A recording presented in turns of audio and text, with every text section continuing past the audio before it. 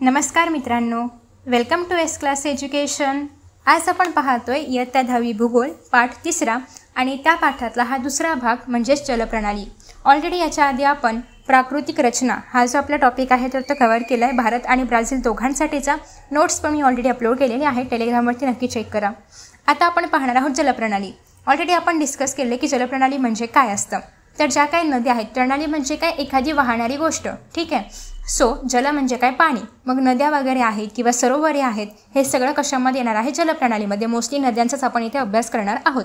तर आता भारत आणि ब्राझील यांच्यामध्ये कोणत्या नद्या आहेत, त्यांचा प्रवाह कसा आहे, भारतामध्ये असेल तर एखादी नदी बंगालच्या उपसागरामध्ये जाऊन मिळते की अरबी समुद्रामध्ये जाऊन मिळते की दक्षिण महासागरामध्ये जाऊन मिळते, हे जर ब्राझीलमध्ये असेल तर एखादी नदी उत्तर अटलांटिक महासागराला जाऊन मिळते का, किंवा नदी दक्षिण अटलांटिक महासागराला जाऊन मिळते का, किंवा नद्यांचा उगम कुठून झालेला आहे, नद्या कुठल्या भागातून वाहत आहेत, तर या सगळ्याचा अभ्यास आता आपल्याला करायचा आहे।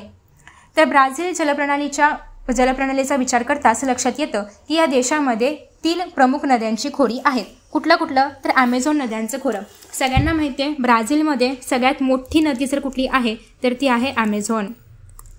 सो पहिलं जे आहे तर ते आहे ॲमेझॉनचे खोरे, ठीक आहे।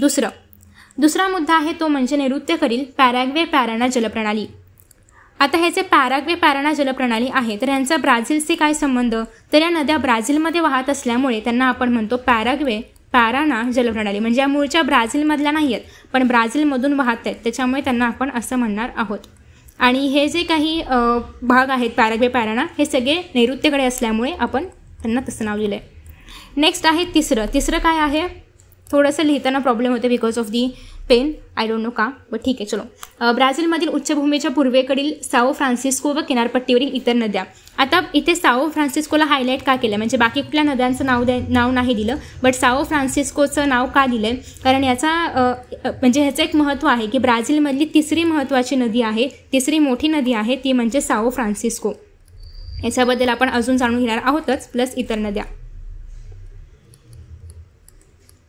तुम्ही पण माझ्याबरोबर नोट्स काढा सो दॅट मी लिहिताना तुम्ही पण लिहाल, तुम्हाला पण लिहायची प्रॅक्टिस होईल आणि तुमचा पण अभ्यास होईल। आता पहिला आहे ते म्हणजे ॲमेझॉनची जलप्रणाली। आता आपण पहिल्या भागाकडे येऊया, ते म्हणजे आता ॲमेझॉनची जलप्रणाली कशी आहे, तिथे किती लांबीची आहे किंवा कशी आहे हे सगळं आपण पाहणार आहोत। सो ॲमेझॉन नदीचा उगम हा पेरू देशातील अँडीज पर्वतरांगेच्या पूर्व उत्तरावरती होतो। हे लक्षात ठेवायचं आहे की ॲमेझॉन नदीचा उगम कुठे झाला आहे, कारण हा तुम्हाला एक्झाममध्ये एका वाक्यामध्ये हा प्रश्न विचारला जातो की ॲमेझॉनचा उगम कुठे झालेला आहे। तर पेरूमधील जे काही अँडीज नावाचा देश आहे, पेरू देशामध्ये जे काही अँडीज पर्वतरांग आहे तर तिथे तुम्हाला याचा उगम पाहायला मिळेल। आणि ॲमेझॉनमधील पाण्याच्या विसर्गाचे प्रमाण प्रचंड आहे आणि हे सुमारे 2 लाख घनमीटर प्रति सेकंद एवढे आहे। आणि त्यामुळे नदीच्या उगमापासून नदीच्या पात्रामध्ये जो काही गाळ जमा आहे तर तो वेगाने वाहून नेला जातो। म्हणजे तुम्ही पाहू शकता की याचं पात्र किती मोठं असेल, याचा विस्तार किती मोठा आहे, कारण याच्यामध्ये किती मोठ्या प्रमाणामध्ये जो काय म्हणूया आपण त्याला गाळ जो आहे तर तो सामावून घेतला जातोय। आणि यामुळे नदीच्या मुखाकडेही गाळाचे संचयन फार मोठ्या प्रमाणामध्ये होत नाही, कारण तो सगळा गाळ वाहून नेला जातो, ठीक आहे। गाळ कुठेही साठून राहत नाही आहे, कारण नदीला वेग आहे, त्याच्यामुळे गाळ हा वाहून नेला जातो। आपण याच्या आधी पण ऑलरेडी पाहिलेलं आहे की नद्या ज्या वेगाने वाहतात त्यांच्या गाळाचे संचयन होत नाही, ज्या नद्या संथ वाहतात त्यांच्या मात्र गाळाचं संचयन होतं। आणि भारतामध्ये जर आपण पाहिलं स्पेसिफिकली तर गाळाचं संचयन करणाऱ्या नद्या या पूर्व किनारपट्टीच्या भागामध्ये आहेत आणि पश्चिम किनारपट्टीमध्ये वेगाने वाहणाऱ्या नदी आहेत, त्याच्यामुळे खडकाळ प्रदेश बनतात, गाळाचं संचयन होत नाही। सो तुम्ही जेव्हा पण ब्राझीलचा अभ्यास करणार आहात ट्राय करा की तुम्ही ते भारतासोबत रिलेट कराल, कारण भारताच्या गोष्टी आपल्याला लवकर लक्षात राहतात, कारण आपण त्या पाहिले कुठेतरी ऐकलेल्या असतात, लहानपणापासून आपण त्याचा अभ्यास करतोय। सो तुम्ही असं जर केलं तर तुमचा ब्राझीलचा अभ्यास पण इझिली होईल, ठीक आहे। साधारणतः नद्यांच्या मुखाशी अनेक वितरिका आढळतात, पण अशा प्रकारच्या वितरिका ॲमेझॉनच्या मुखाशी आढळत नाहीत। वितरिका म्हणजे काय की एक मोठी नदी वाहत येते आणि तिच्या परत अशा मुखाशी आल्यानंतर अशी एक नदी असं तिच्या एक डिफरंट उपनद्यांमध्ये त्याचं असं वितरण होतं, ठीक आहे। असं आपल्याला पाहायला मिळते नद्यांच्या मुखाशी वगैरे, बट असं काही ॲमेझॉनचं होत नाही। ॲमेझॉनच्या नद्याच्या मुखाशी कुठल्याही प्रकारच्या वितरिका अशा आढळत नाहीत, ठीक आहे। नेक्स्ट असं आहे की त्याऐवजी ॲमेझॉनच्या मुखाजवळ अटलांटिक महासागरामध्ये किनाऱ्याच्या जवळ अनेक बेटे तयार झालेली पाहायला मिळतात. सो ॲमेझॉनच्या मुखाशी कुठल्याही प्रकारच्या वितरिका वगैरे आढळत नाहीत, या उलट काय आढळतात, बेटे वगैरे आढळतात. ठीक आहे, वितरिका नाही, या उलट मुखाशी काय आहेत, बेटे. ठीक आहे. त्याच्यानंतर पुढे असं आहे की ॲमेझॉन नदीच्या पात्राची मुखाजवळील रुंदी सुमारे 150 किलोमीटर आहे. म्हणजे तुमच्या गावापासून जर तुम्हाला अंदाज बांधायचा असेल तर 150 किलोमीटरवरती दुसरं एखादं कुठलं गाव आहे का, हे थोडंफार तुम्ही गुगल मॅपवरती वगैरे सर्च करून किंवा आसपास विचारून पाहू शकता. मग तुम्हाला कळेल की हे 150 किलोमीटर किती मोठं असतं. आणि ॲमेझॉन नदीचे बहुतांश पात्र हे जलवाहतुकीस योग्य आहे, कारण खूप मोठं पात्र आहे, खूप रुंद पात्र आहे आणि त्याच्यामुळे जलवाहतूक इझिली होऊ शकते. ठीक आहे. सो इफ यू वॉन्ट तुम्ही ते लिहू पण शकता की पात्राची रुंदी किती आहे.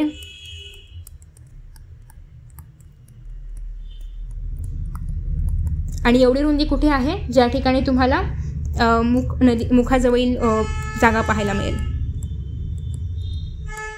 ठीक आहे. पुढे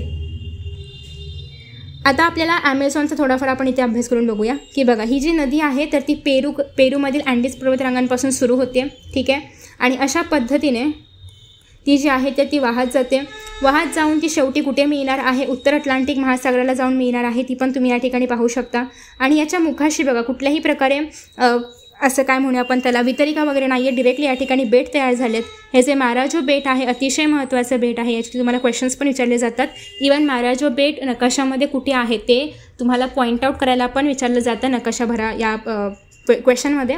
इथे बघा तुम्हाला नद्याच्या मुखाशी ना पात्र किती मोठं पाहायला मिळते. ठीक आहे. म्हणजे कंपॅर जर तुम्ही केलं तर बाकीच्या नद्यांपेक्षा याचं पात्र बघा किती मोठं आहे, इथे पण किती मोठं पात्र आहे. तर हे जे पात्र आहे किंवा याची रुंदी मोठी असल्यामुळे इथे इझिली जलवाहतूक वगैरे केली जाऊ शकते. आणि बऱ्याचशा नद्या पण ॲमेझॉनला येऊन मिळत आहेत, त्याच्यामुळे अर्थात अनेक ठिकाणचा गाळ एकत्र येतोय, अनेक ठिकाणचं पाणी एकत्र येतं आहे. ठीक आहे. आफ्टर दॅट नेक्स्ट आहे ॲमेझॉन, नंतर आहे Paraguay पॅराना जलप्रणाली. Second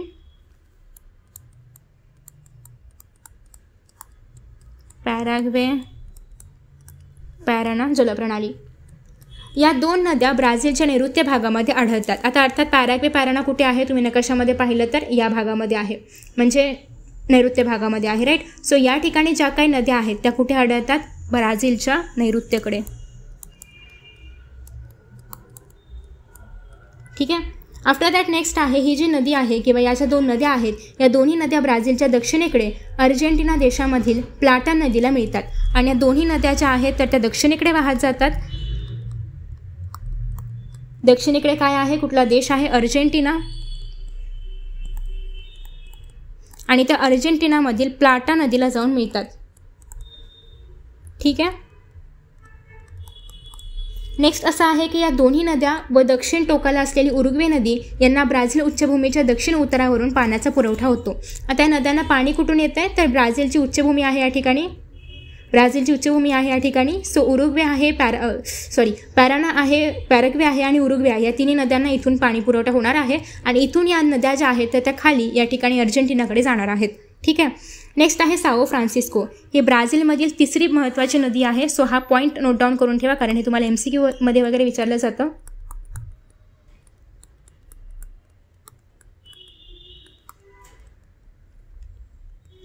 so Sao Francisco ही ब्राझीलमधील तिसरी महत्त्वाची नदी आहे. इम्पॉर्टंट लिहिते मी, महत्त्वाचे शब्द लिहायला वेळ जाईल. आणि नदी ऑब्व्हियसली नदी असल्यामुळे नदीच. या नदीचे संपूर्ण पाणलोट क्षेत्र ब्राझीलच्या हद्दीमध्ये येते. का महत्त्वाचे आहे, कारण पूर्णतः ही नदी ब्राझीलमध्ये आहे. तुम्ही जर नकाशामध्ये पाहायचं म्हटलं तरी बघा साओ फ्रान्सिस्को डिरेक्टली इथून येते, इथून आणि पूर्णतः ही ब्राझीलमधली आहे, कुठल्याही इतर देशांमधून उगम नाही आहे. ब्राझीलच उगम आणि ब्राझीलच अंत आहे, त्याच्यामुळे ही खूप महत्त्वाची नदी आहे. त्याच्यानंतर ब्राझील उच्चभूमीच्या पूर्व भागामध्ये हे पाणलोट क्षेत्र आहे. या भागामध्ये सुमारे 1000 किलोमीटर अंतरापर्यंत ही नदी उत्तरेकडे वाहते आणि त्यानंतर पूर्वेकडे वळून अटलांटिक महासागरास मिळते. म्हणजे सुरुवातीला बघा ही नदी अशी सरळ उत्तरेकडे वाहत गेलेली आहे, मग पूर्वेकडे, आणि या ठिकाणी दक्षिण अटलांटिक महासागरामध्ये ही नदी जी आहे तर ती मिळणार आहे.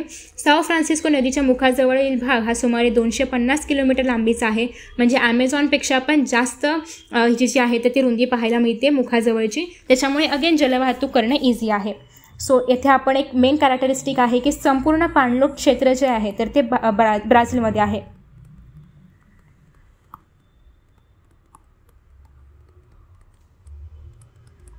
संपूर्ण पाणलोट कुठे आहे? ब्राझीलमध्ये आहे. आणि मुखाजवळची रुंदी किती आहे? 250 किलोमीटर.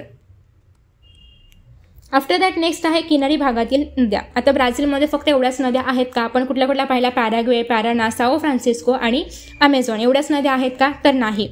ब्राझीलमध्ये अजून बऱ्याचशा नद्या आहेत. त्या कोणत्या कोणत्या आहेत? तर बघा की ब्राझीलच्या किनारी प्रदेशामध्ये अनेक कमी लांबीच्या नद्या पाहायला मिळतात. किनाऱ्यावरील प्रदेशामध्ये दाट लोकवस्ती असल्यामुळे या नद्याही महत्त्वाच्या आहेत. त्यापैकी परानिबा, इटापेकुरू या नदी उत्तरेकडे वाहत जातात व उत्तर अटलांटिक महासागराला मिळतात. आपण जर या ठिकाणी पाहिलं तर ब्राझीलमध्ये इतर पण अनेक महत्त्वाच्या नद्या आहेत. फॉर एक्झाम्पल आपण या 3 नद्या पाहिलेल्या आहेत. नेक्स्ट आहे या ठिकाणी तुम्हाला जापुरा नदी पाहायला मिळते. निग्रो नदी या येऊन कुठे मिळतात? बघा ॲमेझॉनला मिळतात. पुरुष, जुरुवा या पण सगळ्या मोस्टली येऊन ॲमेझॉनला मिळतात. मेदिरिया पण ॲमेझॉनला जाऊन मिळते. जुरुका नदी पण ॲमेझॉनला जाऊन मिळते. बांग्रा नदी ॲमेझॉन, पारू नदी ॲमेझॉन, झिंगू नदी पण ॲमेझॉनला जाऊन मिळते. त्याच्यानंतर नेक्स्ट आहे अरागुआ नदी जी आहे तर ती अशा पद्धतीने अल्टिमेटली ॲमेझॉनकडे जाते. टोकॅन्टिकेन्स पण अगेन ॲमेझॉनला जाऊन मिळते. बस जी इटापेकुरू आहे तर त्या ॲमेझॉनला जाऊन मिळत नाही, ती डिरेक्टली उत्तर अटलांटिक महासागरामध्ये जाते. परानिबा पण इथूनच सुरू झाली आहे, कुठल्याही इतर नदीला मिळत नाही आहे. डिरेक्टली उगम आणि अंत जो आहे तर तो ब्राझीलमध्येच आहे किंवा मीन जे आहे तर ते ब्राझीलमध्येच आहे आणि उत्तर अटलांटिक महासागरामध्ये. साओ फ्रान्सिस्कोबद्दल आपण ऑलरेडी पाहिले. पुरागुआको नदी पण अगेन इथेच उगम आहे, ब्राझीलमध्येच अंत आहे. नोना ही जी नदी आहे अगेन ब्राझीलला सुगम आणि ब्राझीललाच अंत. सगळ्या नद्या आपण पाहिलेल्या आहेत. या ठिकाणी ओरिनोको नदी जी आहे तर तिचा उगम ब्राझीलमधला नाही आहे आणि अंत पण ब्राझीलमधला नाही आहे, ती फक्त ब्राझीलमधून अशी येऊन जाते. नेक्स्ट आहे दक्षिण अटलांटिक सागराला जाऊन मिळणारी जी काही नदी आहे त्या सगळ्या नद्यांना पाण्याचा पुरवठा हा ब्राझीलच्या उच्चभूमीमधून होतो. पुरागुआको नदी साल्वाडोरजवळ अटलांटिक महासागराला मिळते. ही पण नदी आपण पाहिलेली आहे पुरागुआको. सो 1, 2 आणि 3 या नद्यांचा उल्लेख केलेला आहे का तर त्या उगम आणि अंत दोन्हीही ब्राझीलमध्येच आहे. नेक्स्ट आता आपण येऊया भारताकडे. सो जे काही नद्यांबाबतचं महत्त्वाचं होतं तेवढंच आहे. तुम्हाला फक्त काही नद्यांची नावं लक्षात ठेवायची आहेत. याच्यावरती नकाशामध्येच प्रश्न आला तर डिरेक्ट क्वेश्चन येत नाही. MCQ आणि नकाशा एवढेच प्रश्न याच्यावरती विचारले जातात. आता आपण येऊया भारतामध्ये. सो भारतातील जलप्रणाली. उगम क्षेत्रानुसार भारतातील नद्यांचे हिमालयातील नद्या व द्वीपकल्पावरील नद्या अशा 2 भागांमध्ये वर्गीकरण केलं जाऊ शकतं. सो पर्टिक्युलरली जर आपण भारतामध्ये पाहिलं तर एकतर हिमालयामधल्या नद्या आहेत आणि दुसरं म्हणजे द्वीपकल्पावरील.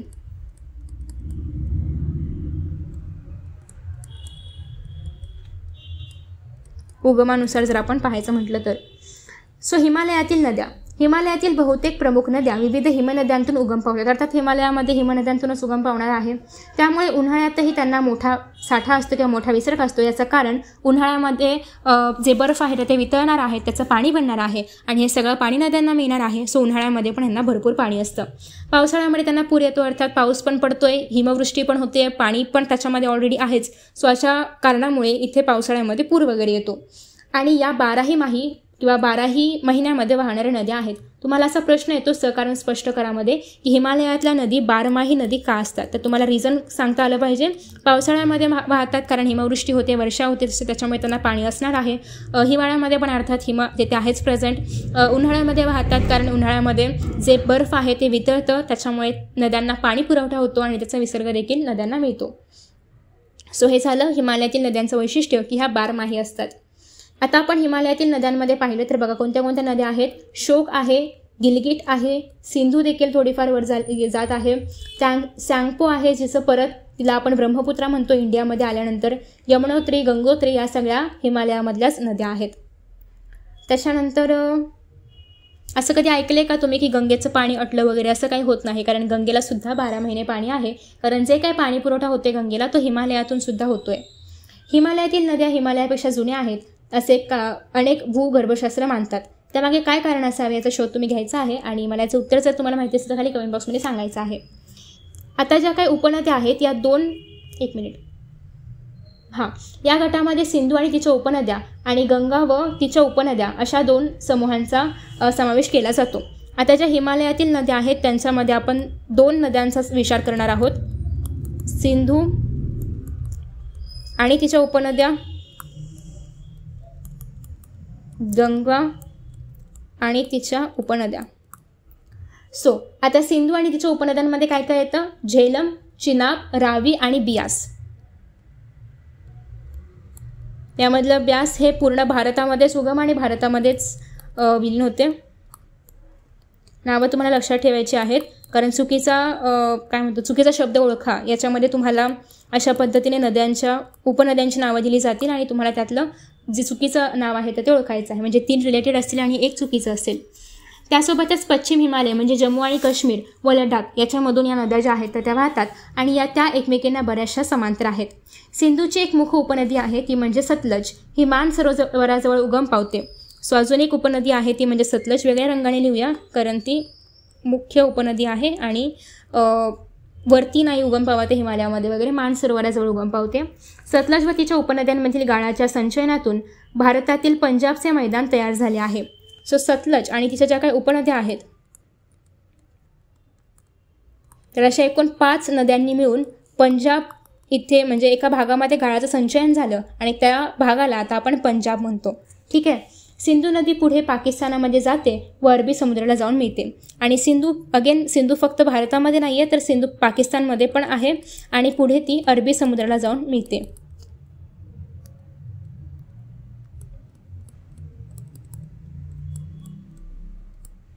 ठीक आहे. आणि सिंधूमधील पाण्यावरून पाकिस्तान आणि भारतामध्ये करारसुद्धा झालेला आहे. गंगा नदी हिमालयातील गंगोत्री हिमनदीतून उगम पावते. सो इफ यू वॉन्ट तुम्ही लिहून ठेवायचं आहे कारण तुम्हाला हा क्वेश्चन एक्झाममध्ये विचारला जातो की गंगा ही नदी कुठून उगम पावते. ठीक आहे. हिमालय ओलांडून मैदानी प्रदेशामध्ये आल्यानंतर ती पूर्व वाहिनी बनते म्हणजे पूर्वेकडे वाहणारी बनते. सो तुम्ही जर नकाशामध्ये पाहिलं तर बघा इथे गंगा आहे, गंगोत्री आहे, गंगोत्रीमधून गंगेचं उगम झालं आहे आणि बघा ती अशी वाहत चालली आहे कुठे पूर्वेकडे वाहत चाललेली आहे. ही सगळी गंगा आहे. ठीक आहे. सो ही खाली येते आणि पूर्वेकडे वाहत जाते हिमालयामधून खाली आल्यानंतर. हिमालयात उगम पावणाऱ्या गंगेच्या अनेक उपनद्या देखील आपल्याला याच मार्गाने जाताना पाहायला मिळतात. यमुनात्री येथे उगम पावणारी यमुना ही देखील गंगेची एक उपनदी आहे. इथे बघा तुम्हाला पाहायला मिळते की इथून यमुनोत्रीमधून पण एक नदी उगम पावते जिचं नाव आहे यमुना आणि ही परत जाऊन गंगेलाच मिळते. सो ती गंगेची काय आहे? उपनदी आहे. सो यमुनोत्री मधून कोण उगम पावते? यमुना. आणि कोणाची उपनदी आहे? गंगेची. ठीक आहे. आफ्टर दॅट नेक्स्ट आहे गंगेची एक मोठी उपनदी आहे बृहद हिमालयाच्या उत्तर भागामधून वाहते. ती कोणती आहे बघा जरा अंदाज लावा. हिमालय ओलांडून भारतीय हद्दीत प्रवेश करते, हिमालयातून वाहते तेव्हा ती सॅंगपो नावाने ओळखली जाते. आठवलं मी तुम्हाला सांगितलं होतं सॅंगपोला आपण काय म्हणतो? ब्रह्मपुत्रा. सो गंगेचीच अजून एक उपनदी आहे ती म्हणजे ब्रह्मपुत्रा. तिला आपण भारतामध्ये आलं तर ब्रह्मपुत्रा म्हणतो, बाहेर ती सॅंगपो वगैरे नावाने पण ओळखली जाते. सो याचं नाव आहे. ठीक आहे. सो एकच नदी आहे आणि हिमालय ओलांडणाऱ्या प्रत्येक तिच्या प्रवाहास दिहांग असे पण नाव आहे. हिमालय ओलांडताना तिला आपण दिहांग असं पण म्हणतो, म्हणजे तिची बरीचशी नावं आहेत. ही सगळी एकच नदी आहे ब्रह्मपुत्राच. आणि पूर्वेकडे वाहणाऱ्या नदीस ब्रह्मपुत्रा असे म्हटलं जातं. म्हणजे ही जी गंगेची उपनदी आहे तर ती इथून बाहेर पडली. ठीक आहे. इथे तिला आपण म्हणणार आहोत सॅंगपो. इथून हळूहळू तिला आपण म्हणणार आहोत इथल्या भागामध्ये दिहांग. इथून जेव्हा ती भारतामध्ये पुन्हा एंटर करेल तेव्हा तिला आपण म्हणणार आहोत ब्रह्मपुत्रा. सो सॅंगपो, दिहांग, ब्रह्मपुत्रा हे सगळं ब्रह्मपुत्राच आहे आणि ही गंगेचीच उपनदी आहे. पूर्वेकडे वाहणाऱ्या नदीस आपण काय म्हणतो? ब्रह्मपुत्रा. गंगा नदीला अनेक उपनद्या ठराविक अंतराने मिळत गेल्याने तिचा विसर्ग वाढतो. म्हणजे प्रत्येक ठराविक अंतरावरती यमुना पण येऊन मिळते, ब्रह्मपुत्रा पण इतकं सगळं पाणी घेऊन म्हणजे पूर्ण चायना वगैरे मधून येऊन ती सगळी जी काही सगळा गाळ जो आहे तो आणलेला आहे तिने, म्हणजे याचा खूप मोठ्या प्रमाणामध्ये विसर्ग आहे गंगेचा. नेक्स्ट आहे ब्रह्मपुत्रा नदी बांगलादेशामध्ये गंगेस मिळते. तिथे पाणी आणि अवसाद यांचा मोठा विसर्ग होऊन विस्तीर्ण असा त्रिभुज प्रदेश निर्माण झालेला आहे. त्रिभुज प्रदेश म्हणजे काय आपण ऑलरेडी पाहिले. द्वीपकल्पीय नद्यांमध्ये सुद्धा काही नद्या गंगेच्या खोऱ्यामध्ये येऊन मिळतात. त्यापैकी महत्त्वाच्या नद्या म्हणजे चंबळ आहे, केन आहे, बेटवा आहे आणि शोण आहे. सो तुम्हाला याच्यामध्ये कन्फ्यूज केलं जाऊ शकतं की कोणाच्या नद्या कोणत्या आहेत, म्हणजे सिंधूच्या कुठल्या आहेत आणि गंगेच्या कुठल्या आहेत. सो लक्षात ठेवायचं आहे चंबळ, बेटवा, केन आणि शोण. अगेन चुकीचा शब्द ओळखा वगैरे याच्यामध्ये तुम्हाला विचारलं जाऊ शकतं. या सगळ्या गंगेच्या उपनद्या आहेत. झेलम, चिनाब, रावी, बियास, सतलज या सगळ्या सिंधूच्या उपनद्या आहेत. एक तर सिंधूचं लक्षात ठेवा किंवा गंगेचं लक्षात ठेवा. ठीक आहे, दोन्हीमध्ये केलं तर कन्फ्युजन होऊ शकतं. आता आपण पाहतोय द्वीपकल्पीय नद्या.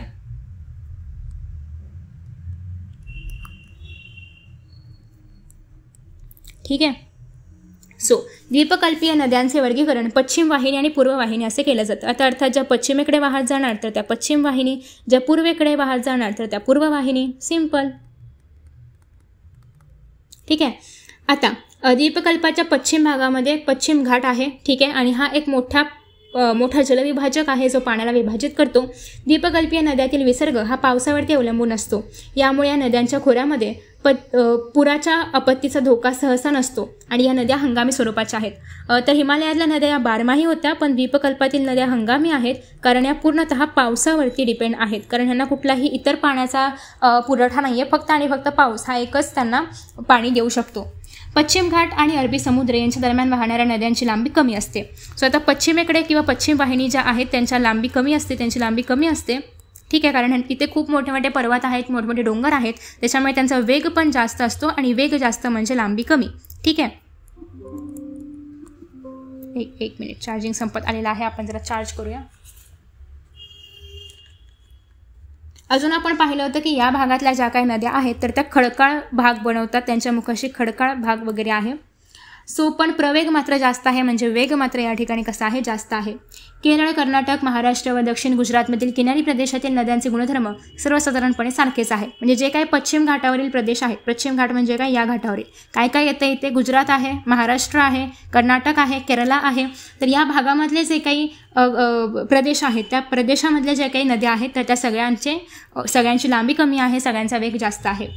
उत्तर गुजरातमधील खंबातच्या आखातामध्ये किनाऱ्यावरती येऊन मिळणाऱ्या नद्या हा एक वेगळा गट आहे. याच्यामध्ये तापी, नर्मदा, मही, साबरमती या सगळ्या नद्यांचा समावेश होतो.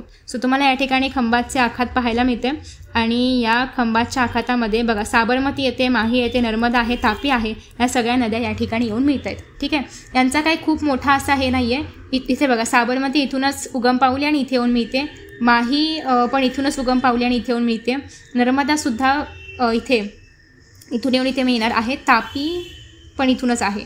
म्हणजे ह्या खूप लांबून आलेल्या अशा नद्या नाही आहेत, थोड्याशाच अंतरावरती येऊन इथे खंबातच्या आखातामध्ये येऊन मिळत आहेत. तापी व नर्मदा या खचदरीतून वाहतात असं मानलं जातं. मही नदी ईशान्य नैऋत्य दिशेने वाहते, तर अरवलीच्या दक्षिण उत्तरावरती उगम पावणारी साबरमती नदी उत्तर दक्षिण दिशेने वाहते. याशिवाय अरबी समुद्रात जाऊन मिळणारी नदी म्हणजे अरवलीच्या पश्चिम घाटावरती उगम पावणारी लुणी नदी होय. ही नदी अरबी समुद्रात कच्छच्या आखात मिळते. या ठिकाणी कच्छचा आखात तुम्हाला पाहायला मिळते. हे आहे कच्छचा आखात, हे आहे खंबातचे आखात. ही जी लुणी नदी आहे तर ती या ठिकाणी कच्छच्या आखातामध्ये जाऊन मिळते, बाकी सगळ्या नद्या ज्या आहेत तर त्या खंबातच्या आखातामध्ये मिळतात. मोस्टली गुजरातमध्ये आपल्याला हे व्हेरिएशन पाहायला मिळते. नेक्स्ट आहे बंगालच्या उपसागरात जाऊन मिळणाऱ्या नद्या. आता अर्थात बंगालच्या उपसागराला जाऊन मिळत आहेत म्हणजे ह्या कुठल्या असणार आहेत, पूर्व वाहिनी असणार आहे. पश्चिम वाहिनी ज्या नद्या आहेत त्या सगळ्या कुठे मिळत आहेत, अरबी समुद्राला जाऊन मिळत आहेत. ठीक आहे,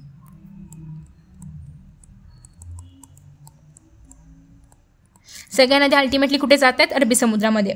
आणि पूर्व वाहिनी नद्या ज्या आहेत त्या कुठे जाणार आहेत, बंगालच्या उपसागरात. हा कॉमन सेन्स आहे अर्थात. ठीक आहे.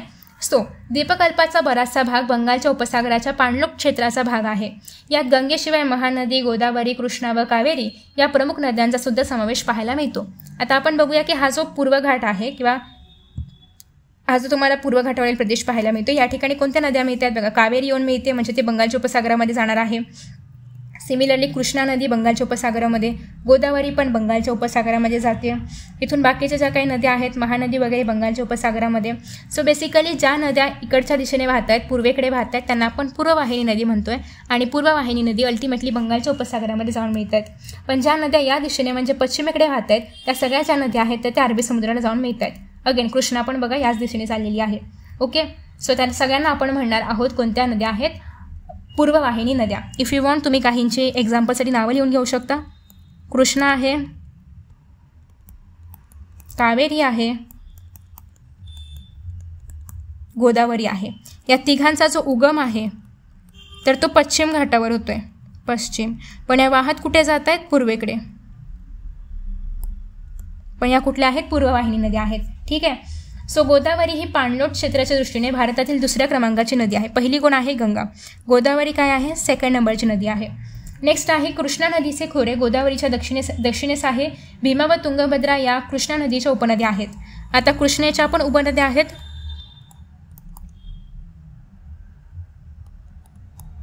भीमा आणि तुंगभद्रा. ही नावं तुम्हाला एवढं डिटेलमध्ये एक्झाममध्ये नाही येणार, पण ॲटलिस्ट थोडंफार कानावरून गेलेलं असलं पाहिजे. नेक्स्ट आहे कावेरी नदी कर्नाटक आणि तमिळनाडू या राज्यांमधून वाहते.